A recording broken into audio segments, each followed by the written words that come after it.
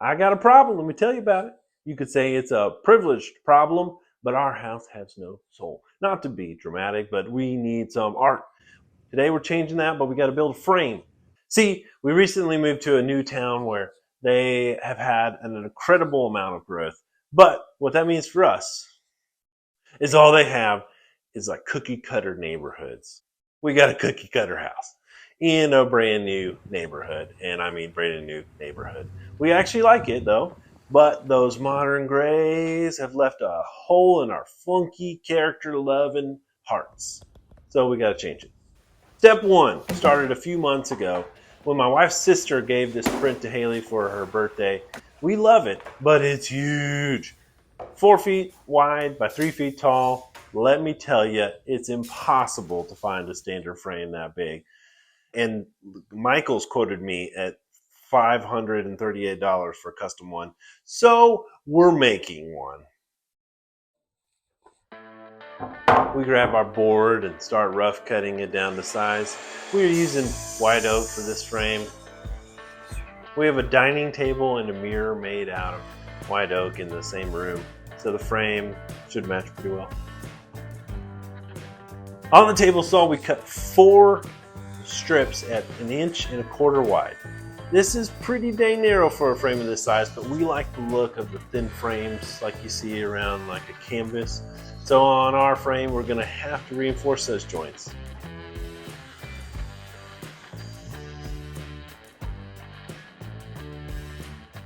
You might be able to tell I got a brand new miter saw, but we're trying it out here. We're cutting some 45-degree miters and putting it to use.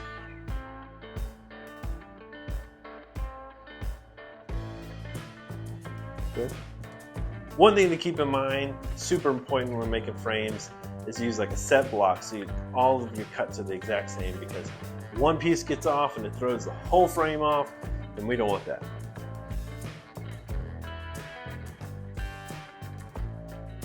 Next, I cut the rabbets on the back side of the frame. I got ahead of myself and probably should have cut miters after this cut, because using a push stick on a 45-degree miter is just a little bit sketchy.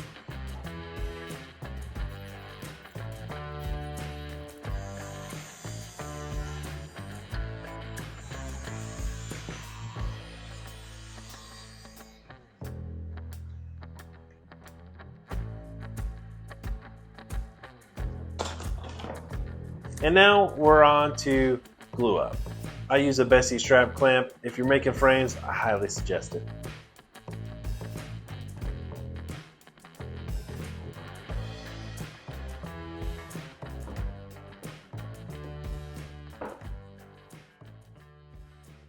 I screwed up. This is our acrylic sheet.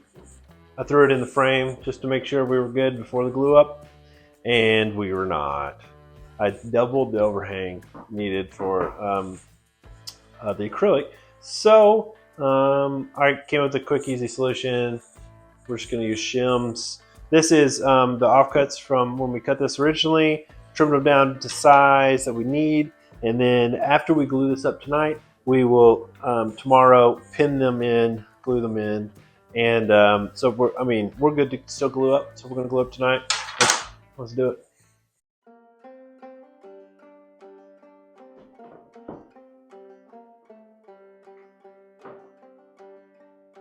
It's the next day, and after all the glue is dried, we can connect our shims to fix our mess up from yesterday.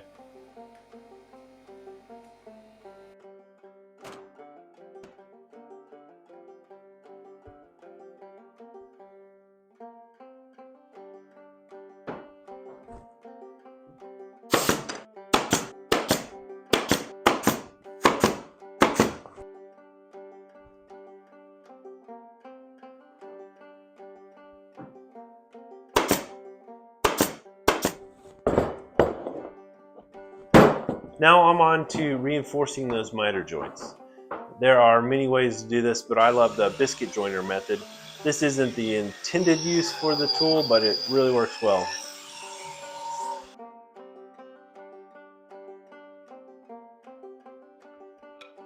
I cut a little strip on the table saw that will slide into these slots and really firm up those joints.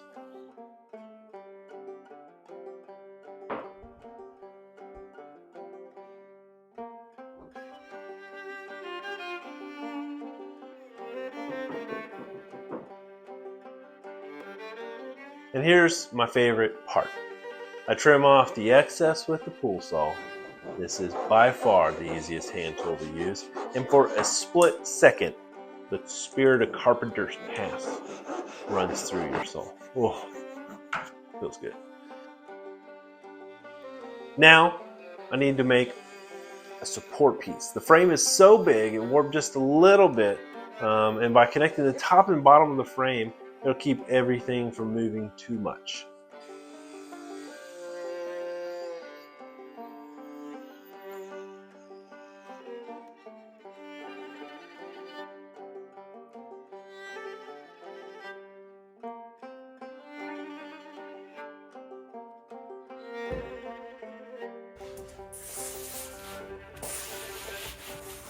And now we're on to sanding, the worst part. But luckily, it's not like a tabletop, and it only took like 20 minutes.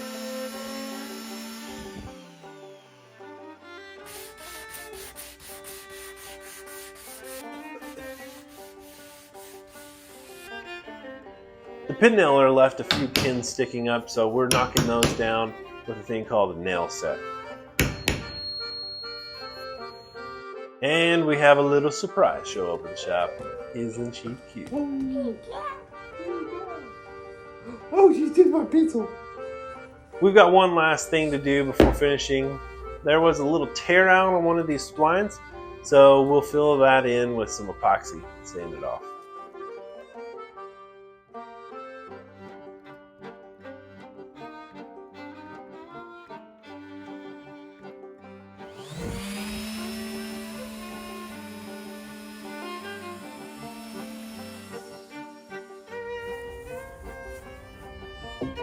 I set up a makeshift station to finish the frame.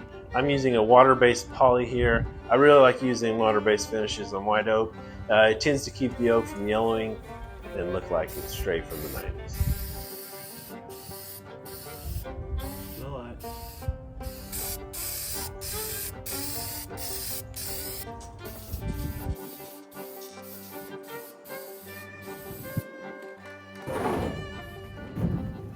Next, we got to make a backboard for the frame. I used 1/8 inch hardboard from the big box store.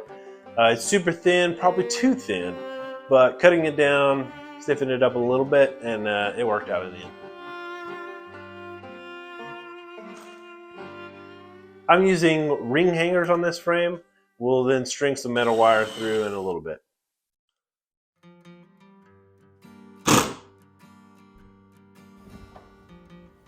Here's the part of the build that I didn't expect to be so hard.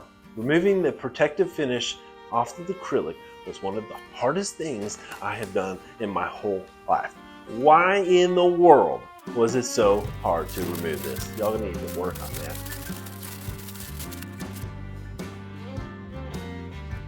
Now we're on to assembly. Frame, acrylic, poster, backing board.